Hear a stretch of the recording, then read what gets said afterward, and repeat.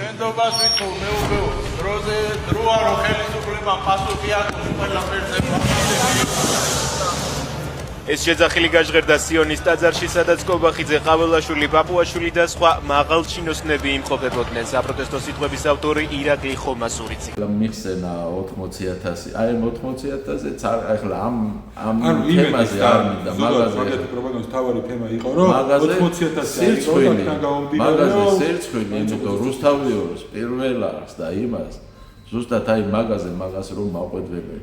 ხო მაგი მინდა ზუსტად ეხლა ხო მე თავიდან ამ ხელისუფლებასთან ესენი დავიწყე ზუსტად მაგ საკითხებზე როგორ სამარცხვინოთ მომეცნე და მე ჩემი საქმე გადავდე და რომ დავინახე აი ესეთი აგენტური მოქმედება ჩვენი საყვარელი პატრიარქის წინააღმდეგ გადავდე და ამაზე ვიყავი გადართული მე თქვენთან მიმართებაში უკვე რა ჩემი საქმე მეორე რიგზე გადავდე ხო და ესეც დაიწყება და მაგ 80,000-ს ვისაუბროთ სასამართლოში. რა კორუფციაც მოაწყეთ ამ იმაზე. აი მაგაშიც გამხეთ. რატო დააგვიანეთ რა ევროპული სტანდარტებით მომეწით ეს 80,000. აი როგორ იყო ეს ყველაფერი.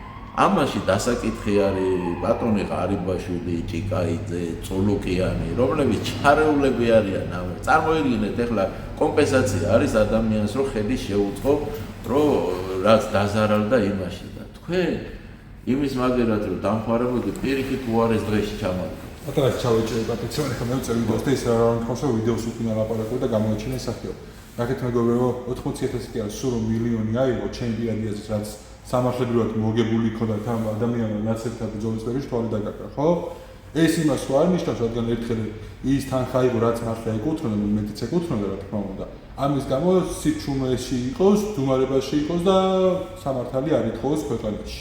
და იმ დანაშაულობებზე არის საკუთარ მოეთხოვება, პასუხი ერთია რომ მაგაზე ეხლა ძალიან ბევრი თემა წავიდა 80,000 წავიდა როგორ აიღო ისა ესა და ხანში კომენტარში წერდა და მე მაქვს ესეთი პასუხი ნახეთ პირველი კაცი იძახის რომ თვითონ დამიბარეთ სასამართლოში ვისაუბროთო სამართლიანობას ეთხოვს და ძალიან ბევრი ადამიანი და ტელევიზიამ ეს ყველაზე კარგად იციან განსაკუთრებით პირველ არხმა და საზოგადოებრივ კიდე თუნდაც აი კიდე ხაზგასმით ვიძახ თუნდაც აიღო ფული თავზე ის ფული რომელიც სამართლებრივად მოუგო ხო ასე იყო მე როგორც ვიცი ამის მერე კაცი ჩუმად იყოს და დღეს ქვეყანაში რაც ხდება თქვენ მოგწონთ? ამიტომაც რავი დაუჭირეთ ხარი და მაქსიმალურად ხო მოიწოთ ვიდეო და აი საზოგადოებრივ არხმა თქვენ წარმოიდგინეთ საუბარი მქონდა როცა აი 20 ივნისი მოხდა და იარაღზე იყო ლაპარაკი და დღესაც არ მინდა მარტო ამ იარაღზე ვისაუბროთ მეთქი რა და მაგაზეც თავიდან მოეწონათ ეს აზრი ვინც არის იქისა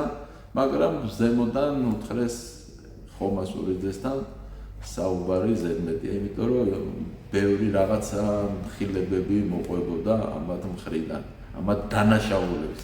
აი ეს 80,000 როგორ მომწეს, საიდან აიღეს, როგორ გაათეთრეს ეს, მარტო ის კი არა, რატომ მოგწეს სულ ყველას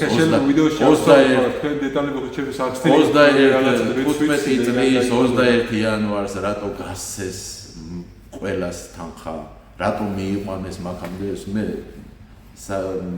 ერთი წელიწადი რატომ მოუნდა სასამართლო პროცესებს სადაც საქმის ყურში იყვნენ ეს ყველაფერი აი მეებზე გამცემ პასუხი ახლა